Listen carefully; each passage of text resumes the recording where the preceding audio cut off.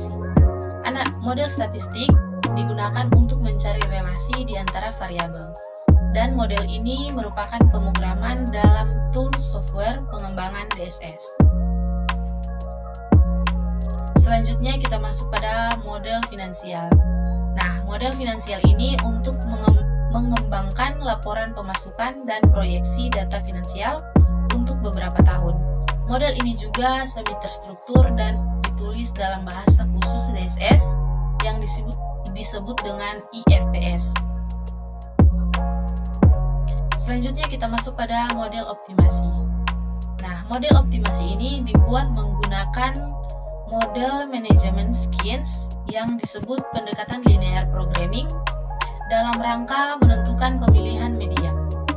Model ini juga menggunakan DSS perlu antarmuka untuk berhubungan dengan software yang lain. Selanjutnya kita masuk pada aspek dalam pemodelan. Yang pertama, identifikasi masalah dan analisis lingkungan. Identifikasi masalah dan analisis lingkungan ini monitoring, scanning, dan interpretasi terhadap informasi yang telah dikumpulkan. Orang harus mengidentifikasi budaya, organisasi, dan proses pengambilan keputusan korporat atau siapa yang membuat keputusan, tingkat sentralisasi, dan sebagainya. Masalah harus dipahami dan setiap orang yang terlibat harus mempunyai kerangka pemahaman yang sama. Yang kedua, kita masuk pada identifikasi variabel. Identifikasi variabel ini ada beberapa variabel. Yang pertama, variabel keputusan, variabel hasil, variabel tidak dapat dikontrol, dan lain-lain. Selanjutnya kita masuk pada aspek dalam pemodelan. Yang pertama, perkiraan atau forecasting. Pentingnya karena DSS umumnya didesain untuk menentukan apa yang terjadi di masa mendatang. Yang kedua, model, dan yang ketiga, manajemen model. Selanjutnya kita masuk pada tabel berbagai jenis model. Dan di sini kategori, proses dan tujuan, teknik-teknik representatif. Kita masuk pada kategori yang pertama, yaitu optimalisasi masalah dengan sedikit alternatif.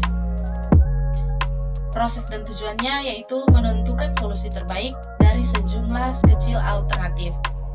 Teknik-teknik representatifnya tabel keputusan dan pohon keputusan. Kategori yang kedua, optimalisasi via algoritma. Proses dan tujuannya menemukan solusi terbaik dari sejumlah besar dari alternatif dengan menggunakan proses pendekatan langkah demi langkah. Nah, teknik-teknik representatifnya model programan, matematika linier, dan lainnya model jaringan. Kategori yang ketiga, optimalisasi via rumusan analitik. Tujuannya yaitu menemukan solusi terbaik dalam satu langkah dengan menggunakan satu rumus. Dan teknik-teknik representatifnya beberapa model inventory.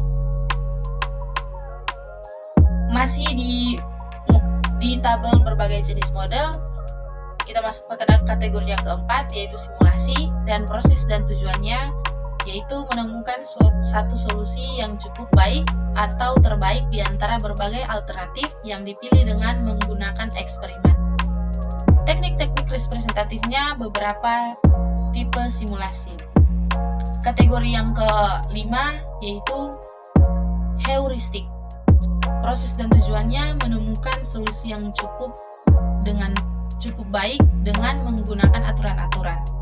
Dan teknik-teknik representatifnya pemrograman heuristik sistem pakar. Kategori yang keenam, model-model prediktif. Proses dan tujuannya memprediksi masa depan untuk skenario yang ditentukan. Dan teknik-teknik representatifnya model forecasting, analisis Markov. Kategori yang terakhir yaitu model lainnya. Proses dan tujuannya memecahkan kasus bagaimana jika dengan menggunakan sebuah rumus. Teknik-teknik representatifnya pemodelan keuangan, Whiting, Venus. Dan di sini ada dua model statis dan dinamis. Yang pertama, analisis statis. Model analisis statis mengambil satu kejadian saja dalam suatu situasi. Selama kejadian tersebut semuanya terjadi dalam satu interval, baik waktunya sebentar atau lama. Diasumsikan adanya stabilitas di sini. Contohnya, pendapatan triwulan atau tahunan, keputusan mengenai membuat sendiri. Yang kedua, analisis dinamis. Nah, model analisis dinamis ini digunakan untuk mengevaluasikan skenario yang berubah tiap saat. Model ini juga tergantung pada waktu, dapat menunjukkan tren dan pola pada waktu tertentu. Contohnya, proyeksi rugi 5 laba 5 tahun, di mana data input seperti biaya, harga, dan kuantitas berubah dari tahun ke tahun. Selanjutnya kita masuk pada kepastian, ketidakpastian, dan risiko. Dalam proses pengambilan keputusan, penting untuk melakukan evaluasi dan perbandingan dari berbagai alternatif yang tersedia. Setiap alternatif perlu diprediksi hasil akhirnya agar dipilih yang paling sesuai. Situasi keputusan biasanya diklasifikasikan berdasarkan tingkat pengetahuan yang dimiliki pengambil keputusan, apakah berada pada kondisi kepastian, ketidakpastian, atau risiko. Selanjutnya kita masuk pada diagram pengaruh. Nah, diagram pengaruh ini representasi grafi dari sebuah model yang digunakan untuk membantu mendesain, mengembangkan, dan memahami model.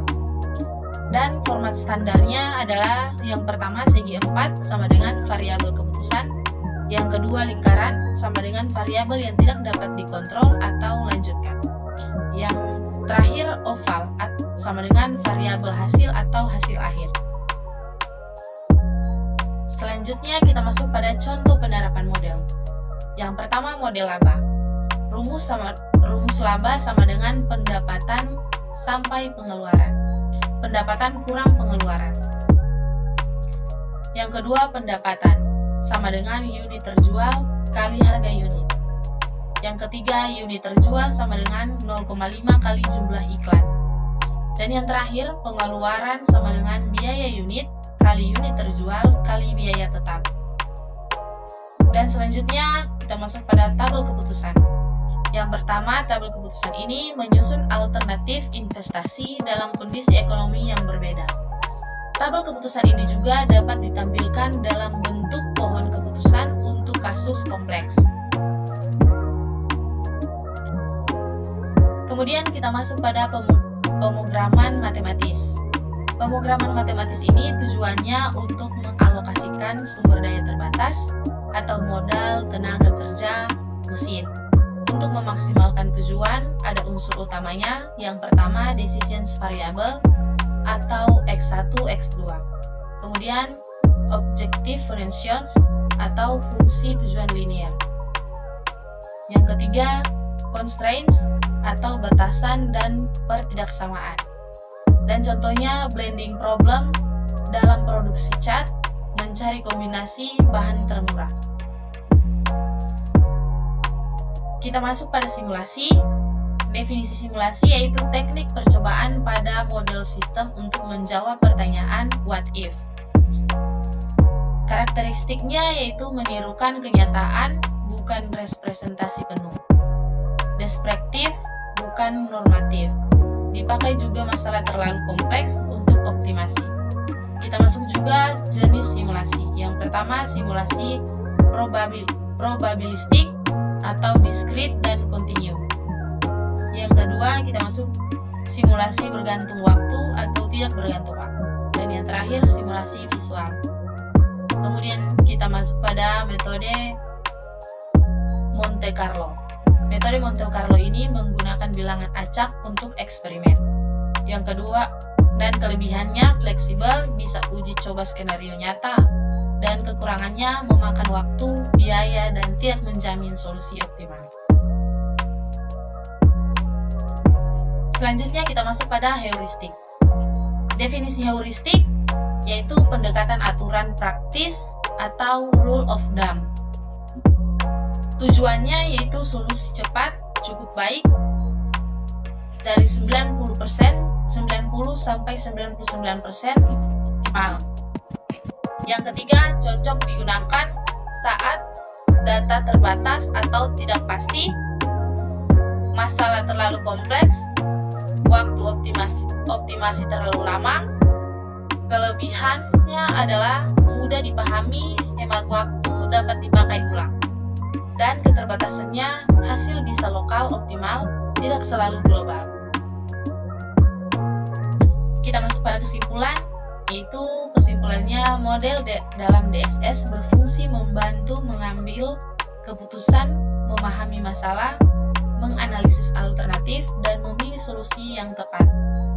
Jenis model yang digunakan dapat berupa statistik, finansial, maupun optimasi, serta didukung analisis statis dan dinamis. Nah, situasi keputusan dapat berada pada kepastian, risiko, atau ketidakpastian.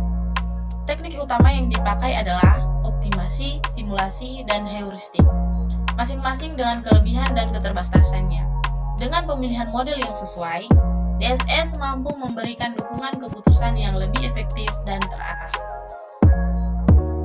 Sekian dari penjelasan saya tentang pemodelan dalam MSS. Terima kasih. Selamat malam.